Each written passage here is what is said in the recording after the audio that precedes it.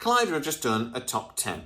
It's the best sci-fi shows that were brilliant from start to finish, and their list is terrible, and I'm going to correct it for them. Welcome to the Takan Pulse podcast, your place for sci-fi news, rumour and debate. Our tachyon pulse has been unable to completely penetrate the anomaly. I'm going to go through the list first. I'm going to tell you what I do and don't like about each series they've picked, and then I'm going to explain to them that they missed one, the morons, and where a couple of these series are just wrong. Okay, so number 10, Fringe. J.J. Abrams, for me, at his best. He went seriously downhill after this. I liked Fringe because actually I would agree it was consistently really good, even though it lost its way a little bit. It wasn't the last season, it was the season before that. It actually ended quite strong. If you ever go back to watch Fringe though, the first episode is amazing. It's so good. This whole thing with an airplane, and there's this, I can't remember if it was a pathogen or something, but like all the passengers were melting. Oh my God, it was brilliant. Fringe was a series that I always really, really liked. It had that guy from Dawson's Creek on it that just worked in the role and it shouldn't have done. I just really liked it. It is a really good show and actually deserves to be on this list. I would actually put it a little higher because it was consistently good. Even though it was never like one of the best sci-fi shows ever made, it was consistent. So it deserves, I think, to be a little higher up on that when you're considering sci-fi shows that were good from beginning to end. Battlestar Galactica was at number 9, 2004. That was not consistently good. It started brilliantly. The miniseries is still, for me, one of the best sort of sci-fi projects ever put together. It is excellent, and I watch it probably once a year just for fun. But the series in itself, by the end, was bloody incoherent. I actually think it got a bit crap halfway through the second season. And from then on, it became a chore to watch for me. And this is just my opinion, of course. But by the end, it was struggling. So no. From a consistency point of view, no. But number 8 is The Expanse. And that does deserve to be on this list because they focused on the detail to a degree in The Expanse that is astonishing. You can watch that series over and over again and you'll catch something new each time. But the reason I think mainly why it was consistently good was because it was based on a series of books. So it had a coherent sort of start, middle and end to each season. That was one of the things that actually Battlestar Galactica lacked. They didn't really know where they were going, I don't think, when they started. And as I mentioned, J.J. Abrams lost. It might have had a plan for a couple of seasons, but they threw it away when it became massively popular. And they just did not know where they were going with it. And you get a lot of series like that that are popular. There's another one on this list, in fact, that are too popular early on. And the creators just sort of go, what next? They paint themselves into corners quite a lot. But The Expanse, in at number 8, deserves to be on the list. Again, from a consistency point of view, I would put it a little bit higher. It wouldn't get my top 4 or 5, but it deserves to be on the list. Number 7, SG-1 is at number 7. If you're on about consistently brilliant television from start to finish, Stargate SG-1 has got to be in your thoughts for a top 3. I know a lot of people didn't like seasons 9 and 10. I know you didn't. I personally loved it as much as I loved anything. I actually don't think you get many series that can basically use their like talisman actor. They, Richard Dean Anderson left and he bounced back a couple of times, but he basically left and that I barely noticed. That just does not happen. They recast and they brought in other actors so well for me that I never fell out of love with it. Now, again, I know some of you are going to disagree and I all hail the Ori, whatever. But for me, it was just as good as anything else we'd seen. It was becoming more, like space-based sci-fi, I know. But I loved it the whole way through. For me, it's top 3. And to be honest, Stargate Atlantis would be next to it. Because I know it didn't have as many seasons, but it was consistently brilliant and had a really nice finale. So I've actually argued the SGA is better than SG1 a couple of times. In some ways it is. Number 6, Stranger Things. Stranger Things was massively popular. It just was. It was a phenomenon. It still is a phenomenon. It's actually suffered because the actors have gone on to be very popular in their own right, and it's made it a little bit difficult and expensive to produce.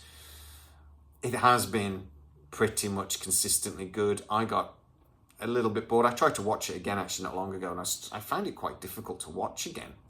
But it does deserve to be on this list. I wouldn't put it as high as even 6, to be honest, but it is consistently good. Firefly's into number 5. Now, okay, this might have been consistently brilliant from start to finish because they only did a few episodes, but every single episode is an absolute gem. Now, there are a couple of standout ones out of gas for me. The train job. There's a couple of episodes in there that are just like, okay, that is something really special. But every single episode is brilliant. And I just wish we'd got to see what the first season would have been like, because I think that would have been one of the greatest seasons of television, of sci-fi at least, ever made. And, you know, Joss Whedon with Buffy showed, to be honest, that he was only going to get better as he went along. That's another, it's not really a sci-fi show, Buffy, but that's another show that was consistently great all the way through. I'd love to have seen what Joss Whedon had done with that, especially if it got a bit of slightly better budget, if it had been popular. But, yeah, that would be a lot higher up on my list, but I'll tell you that in a minute, because now we've got Black Mirror, which is a show I've never seen. I know it's got a hardcore fan base, but I really can't say anything else about it because, I don't know, I haven't watched it, never will. Number 3, though, is The X-Files. That should not be on this list. The first few seasons of X-Files were phenomenally good, in particular the first season. So good. And obviously it became iconic. It captured everybody was watching X-Files back in the day. But by the end, by seasons 17, 18, 25, whatever it was, and when Robert Patrick came into it and whatever as well, it wasn't good. And the sort of reboot they did, well, the couple of movies they did, the first movie I quite liked, but the other movies they did, not good. And I'm sorry, that was not a brilliant from start to finish series. It was a brilliant series, and then not so much. No, it should not be on this list. And neither should the next one. Doctor Who. Okay, it's arguably the longest running sci-fi series ever made. And it has had moments of brilliance. I still think the David Tennant episodes on the whole, first time round, not second time round, were great. I actually think Matt Smith was my favourite Doctor. Back in the day, it was, you know, ping pong balls on alien heads, going blah, blah, blah, and rocking things. But it was a sci-fi show for kids with no budget, and it was just captured the imagination of entire generations, not just one, entire generations. But it's a series that's very much had peaks and troughs. You know, it's a roller coaster of a series, and we've had some bloody awful seasons of Doctor Who. Some quite recently. So no, if you're on about a brilliant sci-fi series from start to finish, and you're going to have Doctor Who, you need your head examining. The number 1, though, one they've picked, I'm going to be a little bit controversial, because it's Star Trek The Next Generation. Iconic, obviously. Brilliant series. Characters that we still adore to this day. But it actually started quite weakly. The first season and a half were not great. You can look back on it now and go, I'm not sure about this. It really, when Geordie magically got an engineer's degree and became head of engineering without any sort of promotion structure, and Tasha Yar died, and they made the actual Klingon, whose whole life is about war, the tactical officer, it got good. And it got really good. But actually, I'm also going to be a little controversial and say that season 7 was quite weak. So, yeah, if you're going to say consistently brilliant from start to finish, and you're going to do a Star Trek series, it's Deep Space Nine, not TNG. That's where I'm getting controversial. Now, don't get me wrong as well. Deep Space Nine didn't start brilliantly. Basically, it got good when Sisko shaved his head and the Defiant turned up. That's when it got really good. A bit like Voyager, but the first season of Voyager was much weaker. It's a borderline not good, but it got great when 7 of 9 came into it. Partly because of Jerry Ryan. But yeah, that's when it got good, but it was quite weak at the beginning. Deep Space Nine was weak, but it wasn't bad. But for me, Deep Space Nine is still the most consistently brilliant Star Trek series ever. I love the space battles. Oh, I'm a sucker for a good space battle. It took us in places that Star Trek never has done before. It's still being copied, you could argue now. I think Discovery was trying to copy it, and they did it badly. For me, I wouldn't have TNG, I'd have Deep Space Nine. Controversial? Get into the comments, tell me what you think. But what would my top list be? I've picked 4, all right, where I think there were no serious lulls in any of these series. And I'm going to start off with number 4, and I'm going to say Babylon 5, a series these guys seem to have forgotten about. Okay, the first season wasn't brilliant. I didn't love Sinclair as the base, as he was a captain or commander, I forget. But I didn't love him in the part. I just didn't. And now apparently I think there was some health reasons why he left, if I remember right. Then obviously he did come back a little bit. But for me, when Sheridan came into it, an actor I really liked, Bruce Brock-Sletner,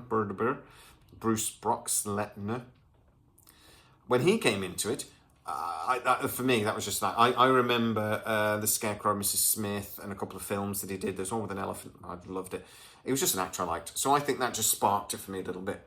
But watching it back, all of the seasons are great. I just didn't love the actor playing Sinclair. I liked him, I just didn't love him. Babylon 5, though, is one of those series that every season was different. Okay, we had like the season 3, which was the big space battles and things, which just were glorious. It's almost like Deep Space Nine copied that with a slightly better budget. But we then had the political intrigue of the later series. We have the resistance and the rise of sort of fascism, whatever, in the second season in particular, and then leading into the third and fourth. There was just so much going on, but it was like each season just explored a slightly different aspect of the story. They had a lot of like spiritual stuff going on and things, but yeah, it was just brilliant. And they forgot about it completely on this series and list, but whatever. Number 3 for me, The Expanse. For the reasons I said earlier, it's brilliant. For me, SG1 or SGA in number 2. They're quite similar in the way they were put together, the formulaic way they were put together. So let's just say SG1, SGA at number 2, and let's just leave it at that. But number 1 for me was obviously going to be Firefly, because it's just magic. It's lightning in a bottle. It's genius. It makes me sad every single day that we only got those few episodes.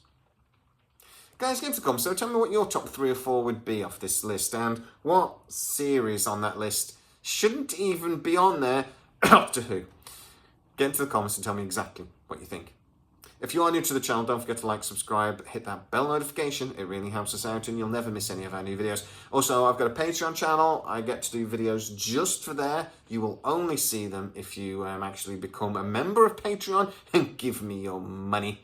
But I make it worth your while. There's links in the description. Go check it out. As always, please stay safe. I'll see you next time. Our tachyon pulse has been unable to completely penetrate the anomaly.